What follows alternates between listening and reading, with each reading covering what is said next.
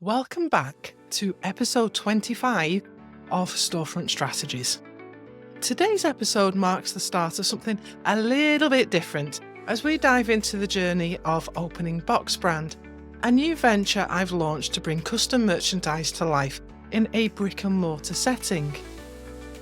Box Brand actually started as a way to solve a challenge in my other business, IT Central, where outfitting staff with uniforms has its own obstacles. High costs, delivery fees, and restrictive order minimums. From that frustration, an idea took root to create custom merchandise right here, locally. But it also became a way for me to scratch a creative itch, producing unique, customised items like t-shirts, hoodies, mugs, and more, tailored to our customers' personal designs and tastes. In this new phase of the podcast, I'll be taking you along on the real, unfiltered journey of opening and running Box Brand, from competitor analysis and understanding customer needs to all the hands-on work involved in setting up the physical space. My hope is to offer real value, giving an honest look at the ups and downs, the unexpected challenges, and the strategies that actually work, or don't, in brick-and-mortar retail. So if you've ever considered opening a physical store, this series will show you what it's really like, warts and all. Today, we'll start by digging into the groundwork that's gone into preparing Box Brand, including competitor analysis, customer research, and the setup process as we prepare for the big opening. Let's get into it. Before launching any business, it's essential to understand who else is operating in the space. Competitor analysis usually sheds light on how your business can stand out. However, with Box Brand, things were a bit different. We quickly realised that there wasn't another business locally doing exactly what we planned.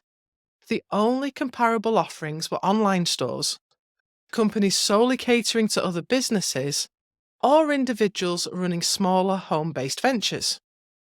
Without a direct comparable model, I had to dig a little bit deeper. I turned to Smardug, a well-respected local brand that's gained a lot of traction and credibility. Smardug is on trend with its choice of garment colours and style, and their pricing provided some reference points. But for Box Brand, we wanted to go beyond this.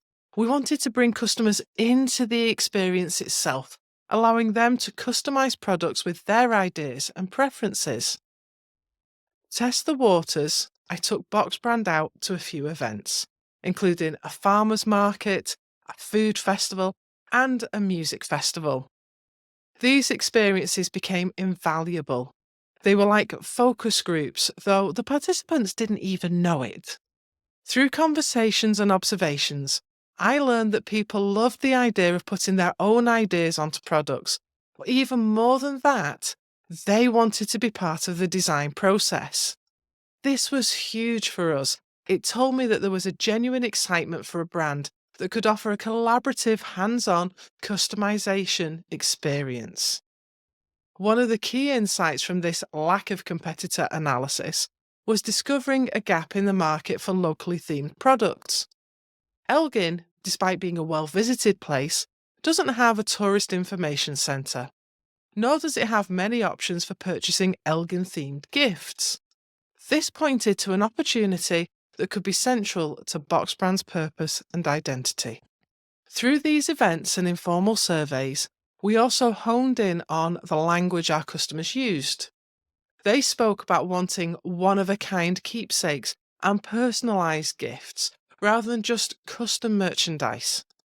I quickly realised that these weren't just words.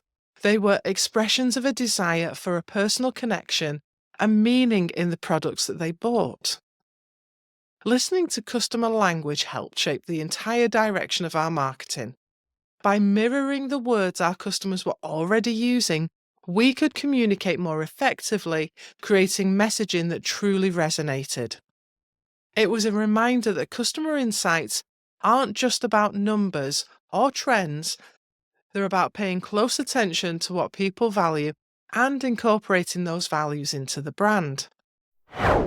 Launching Box Brand in a physical space before the holiday season presented a valuable opportunity and a set of unique challenges. As a team, we knew that the 3 months leading up to Christmas and New Year would be prime time for Box Brand's customised products. But the timing was just one part of the equation. Long term, Box Brand could potentially operate out of the IT Central building once it's renovated in the new year, but we didn't want to miss this seasonal window. So we looked at options for a more flexible, short-term retail location. Our solution? A 3-month lease in the St Giles Centre, right in the heart of Elgin. The management team there has pop-up options in some of the vacant units, and after discussing our needs and goals, they suggested that a 3-month setup would be both feasible and cost-effective. This pop-up approach gives us a consistent place to showcase Box Brand, while also eliminating the energy-draining setup and pack-down routine that comes with attending different events each weekend. Now, we're able to trade up to 6 days a week, capturing foot traffic while having a stable home base to learn, adapt, and see how viable this concept could be in the long term. One of the biggest challenges of this experiment is the lack of similar businesses around us. Without nearby competitors to benchmark against, we're venturing into unknown territory. Typically, competitor analysis would reveal key insights, how others price, package, and market their products, as well as the customer flow and the layout of their spaces. But with Box Brand, we're carving out something new, so a lot of our research has to come from direct customer interactions, informal observations, and trial and error. That said, this 3-month run isn't just about trying to make immediate sales. It's a real-time learning opportunity. We'll be able to see which products draw people in, how they respond to our customization options, and what language they use to describe what they're looking for. But it also brings logistical challenges. I still have to manage IT Central, work on my book, courses, and podcast, all while being in the shop full time. With everything on my plate, managing energy and avoiding burnout will be critical, especially as we gauge customer interest and gather insights each day. For this initial phase, we're keeping the goals straightforward. Metrics like income and outgoings will be essential to track, with a monthly goal of just £700 to cover basic costs. While I do have extra stock from previous events to start us off, profit margins are crucial, as we're also aiming to offer wholesale options. Setting the right price point from the start is key. It needs to be affordable, yet leave enough margin to support a wholesale price. Beyond numbers, I'm paying close attention to customer reactions. From what they say outside the shop, sometimes forgetting that I can hear them, to the conversations we have inside. Every comment and question helps us understand their expectations and perceptions. If Box Brand does well here, we'll have a big decision to make in January. Do we relocate to the IT Central building or continue in the St Giles Centre? This test run isn't just about making sales, it's about figuring out if Box Brand has a lasting place in the local retail landscape and learning what resonates with our customers. In this phase, flexibility and adaptability are everything, and we're committed to using every observation and interaction to shape our next steps. Once we had the keys to the unit, we faced the reality of getting the space ready for Box Brand's big debut. The unit itself hadn't been used in about 4 years, last occupied by a long-standing jeweller. Although the space was in decent condition, it wasn't quite right for us. The walls were painted a drab magnolia, and there's no flooring, hardly the fresh, inviting environment I envisioned for a brand focused on creativity and custom experiences. Our goal was simple: freshen up the space and make it feel welcoming. I knew I wanted to use the walls for taking product photos, so I opted for bright white paint to give it a clean, crisp look. With 2 huge windows overlooking the food court, we actually only had 3 walls to paint. Well, that's how I tricked myself into tackling the project. With 2 of us working, the painting was straightforward and it actually only took 2 afternoons. The flooring, though, well, that was a different story. We were fortunate to be gifted second-hand carpet tiles which fit the budget, and they look great, but they needed to be glued down. I started off by rolling a stripe of adhesive across the floor, then waiting about 15 minutes for it to get tacky before laying each tile. That method worked well until Matt joined in. He went all in, pouring out adhesive across the whole floor and me laying the tiles to keep pace. Thanks to his help, we had the floor completely done in just one day. It was physically demanding work, but there's nothing like seeing the transformation unfold. The fresh paint and new flooring brought the space to life, making it feel like Box Brand's true home. As a business owner, you quickly learn that you're responsible for just about everything. Setting up Box Brand has meant playing a lot of roles: graphic designer, social media manager, photographer, financial planner, and even the one sourcing fixtures and fittings. Visual merchandising, well, that's on me too. My husband Grant is incredibly supportive, helping with anything I need, but I often joke that he's a civilian when it comes to the entrepreneur world. Fortunately, I also have a fantastic team from IT Central who have stepped in to help.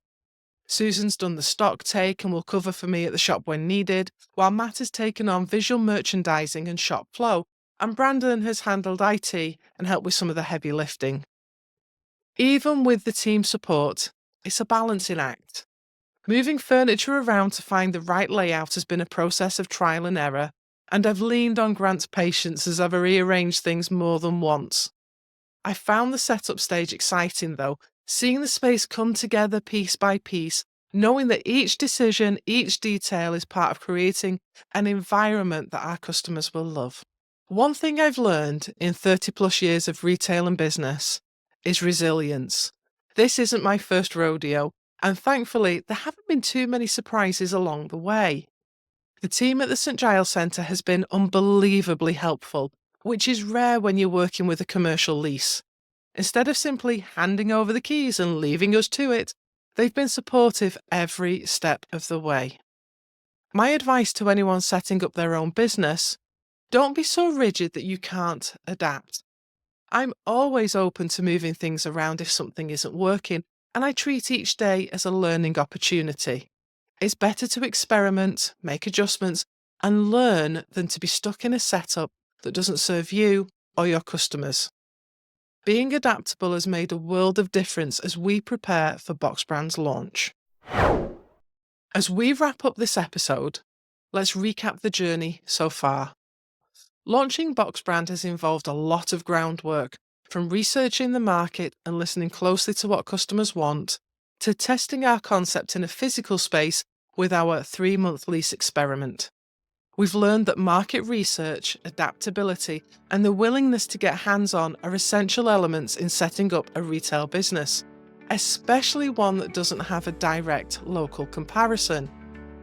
Through this process, we've seen how valuable it is to truly listen to customers, to create a welcoming space that reflects the brand, and to be flexible enough to make changes on the fly. Each step brings us closer to understanding what Box Brand can become, and I'm excited to share each stage of that journey with you. I'd love for you to be part of this experience. Join us in our Facebook group at Grow Your Brick-and-Mortar Business Success, where I'll be posting updates, sharing behind-the-scenes insights, and starting discussions on the highs and lows of opening a brick-and-mortar business. Your thoughts, feedback, and experiences are more than welcome as we build this community together. Thank you for listening, and stay tuned as we continue this journey with Box Brand on Storefront Strategies. Until next time.